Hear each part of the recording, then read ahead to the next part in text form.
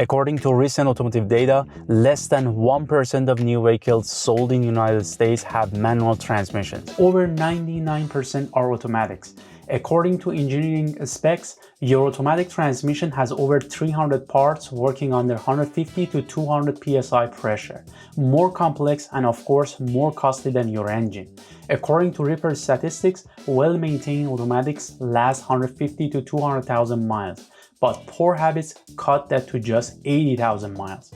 And when they fail, you're looking at thousands of dollars in repairs. I've seen completely preventable mistakes that destroy reliable cars, and today we are covering top 10 transmission killers. And the good news is every single mistake is avoidable. So let's jump into what you should never do in an automatic car. Mistake number 1.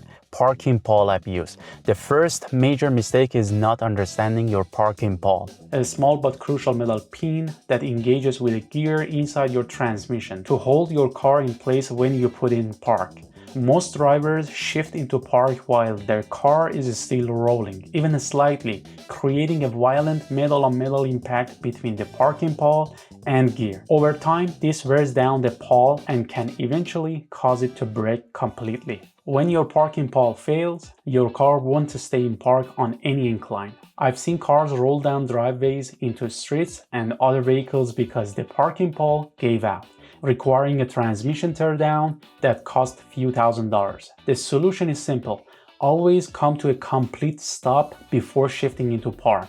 Use your foot brake to hold the car completely still, then shift into the park. Mistake number 2. Improper parking on hills. Parking on hills is where the most people get it completely wrong, putting enormous stress on their transmission's components. The wrong way the most people do it is pulling up to a hill, shifting into the park while still holding the brake, then releasing the brake and letting the car settle backward or forward onto the parking pawl. This transfers the entire weight of the vehicle, potentially a few £1,000 or more, directly onto that small parking pawl, creating what engineers call load binding, where the parking pawl supports the full weight against the gravity. Every time you try to shift out of the park, you'll hear grinding or struggling sounds as your transmission fights against this massive load. The correct hill parking sequence is: come to a complete stop using your foot brake, keep your foot firmly on the brake, put the gear in neutral or N, engage your parking brake first. Only after the parking brake is set or when you see P or parking light on dashboard, shift into the park. Then slowly release your foot brake. This way, your parking brake takes the load, not your transmission. Mistake number 3. Shifting without stopping. This is probably the most common mistake I see, and it's absolutely devastating to your transmission's internal components.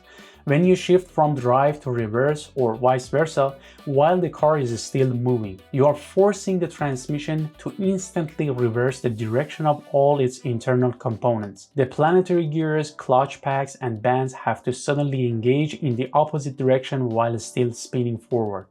This creates reverse loading on the clutch packs, which are designed to engage smoothly when components are stationary or moving in the intended direction. But forcing them to engage against opposing motion causes rapid wear, overheating, and eventually complete failure. And the rule is simple: if the speedometer shows any movement at all, don't shift. Mistake number 4, and one of the most important ones: ignoring transmission fluid changes. The lifetime fluid myth is one of the most expensive lies in automotive history, costing drivers thousands in unnecessary repairs. Manufacturers started claiming lifetime transmission fluid to reduce maintenance schedules and make cars appear more cost-effective, but they define lifetime as the warranty period, not the actual life of your car.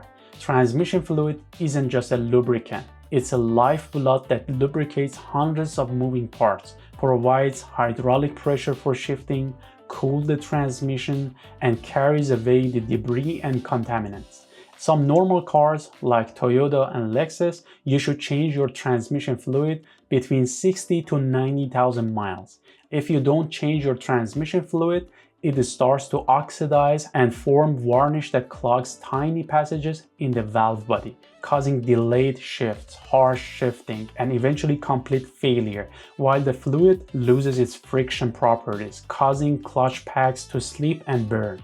Fresh transmission fluid is bright red and clear, while fluid needing changing turns brown or black and may smell burnt.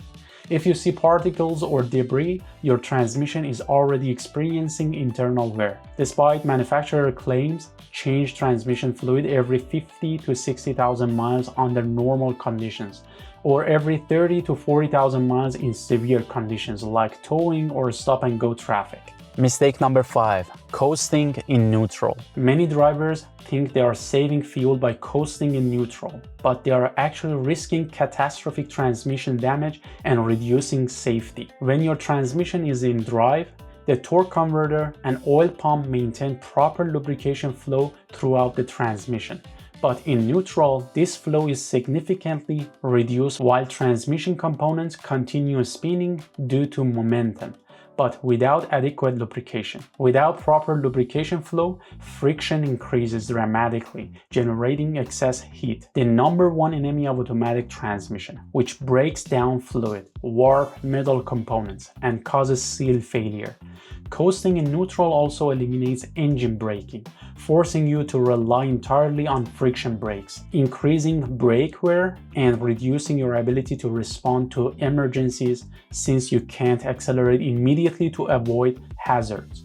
Modern cars with fuel injection actually use very little fuel when coasting in gear because the engine management system can completely shut off fuel flow when the throttle body is closed and RPM is above idle, so you're not saving fuel by coasting in neutral. Mistake number 6. Resting your hand on gear selector. This seemingly harmless habit puts constant pressure on your transmission's internal components and leads to premature wear. Your gear selector isn't just a switch. It's mechanically connected to transmission through cables and linkages.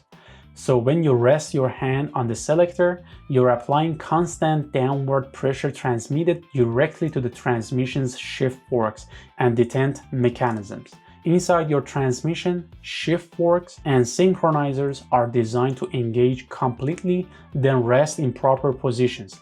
But constant pressure from your hand keeps these components in partial engagement, causing continuous wear against each other. Mistake number 7. Using neutral in traffic jams. Sitting in traffic is stressful enough, but putting your car in neutral during traffic jams make things worse for your transmission. Your transmission cooler is typically part of your radiator system, and when you are in drive with your foot on the brake, the torque converter circulates fluid through the cooling system. But in neutral, this circulation is reduced, so the transmission can't cool itself effectively. Traffic jams involve constant acceleration and deceleration, which is already hard on transmissions. And when you add reduced cooling from being in neutral, you create the perfect storm for transmission overheating. In drive, even when stopped, the torque converter maintains circulation that helps keep the transmission cool, especially important in hot weather or when air conditioning adds extra heat to engine bay. Constantly shifting between neutral and drive in stop-and-go traffic causes excessive wear on clutch packs and bands, since each engagement creates friction and heat, and doing this repeatedly over a long traffic jam causes significant wear. The better approach is staying in drive and using your brake pedal to hold the car stationary, since modern torque converters are designed to handle this load and your transmission will stay cooler. If you'll be stopped for more than a minute or two, shift to park, but avoid constant back and forth to neutral, especially since many modern cars have automatic start-stop systems designed to work with the transmission in drive. Mistake number 8. Driving through deep water. Water and automatic transmissions are absolutely incompatible, and even small amounts can cause catastrophic damage that isn't immediately apparent. Transmissions have several potential entry points for water, including dipstick tubes, vent caps, seals, and cooler lines. And when you drive through water, especially moving water, it can force its way into these openings under pressure. Water doesn't compress like transmission fluid, so when it gets into the hydraulic system, it can cause immediate damage to pumps, valves, and actuators, with even small amounts causing erratic shifting or complete loss of certain gears. The real problem happens over time as water mixes with transmission fluid, creating a milky appearance and reducing the fluid's lubricating properties, leading to increased friction, heat, and wear on all internal components. Unlike engine oil, transmission fluid doesn't have the same anti-corrosion additives. So when water mixes with it, internal metal components can rust and corrode in a process that continues for months after initial exposure. Mistake number 9. Skipping warm-up in cold weather. Cold weather is brutal on automatic transmissions, and most drivers don't understand how temperature affects operation and longevity. Transmission fluid becomes significantly thicker in cold temperatures. At 0 degree Fahrenheit, it can be up to 10 times thicker than at operating temperature. So this thick fluid can't flow properly through small passages in the valve body, causing delayed or harsh shifting. The transmission pump has to work much harder to move thick, cold fluid through the system, increasing workload that causes premature pump wear and failure, with the pump being one of the most expensive components to replace. Cold, thick fluid puts extra pressure on seals and gasket throughout the transmission, potentially damaging them and leading to leaks and internal pressure loss that prevents proper hydraulic pressure maintenance. Cold fluid also doesn't provide proper lubrication for clutch packs, causing them to grab harshly and wear prematurely, with this harsh engagement being hard on the entire drivetrain and causing shuddering, jerking, and eventual clutch failure. Many modern cars have transmission temperature gauges or warning lights, so pay attention to these indicators and avoid aggressive driving until any cold indicators turns off. And finally, mistake number 10, aggressive launches and racing. The final mistake is treating your automatic transmission like it's designed for racing, when these transmissions are engineered for smooth, efficient operation, not high-performance abuse.